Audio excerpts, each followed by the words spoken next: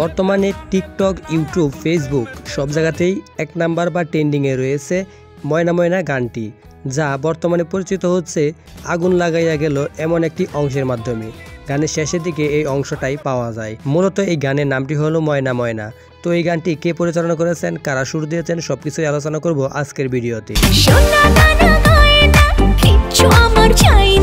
বাংলাদেশের প্রথম লাভ band anthem ময়না ময়না গানটিতে বুবলি ও জীবনের দারুণ রসায়ন, কর্ণাল ও নিলয়ের কণ্ঠ, আসিফ ইকবালের লেখা এবং আকাশ সেনের সুরে তৈরি বছরের সেরা পার্টি, বিয়ে ও নাচের গান। এই গানটিতে অভিনয় করেছেন বুবলি, সারাফ আহমেদ জীবন, কণ্ঠ দিয়েছেন কর্ণাল ও নিলয়, এটিতে গীতিকার আসিফ ইকবাল।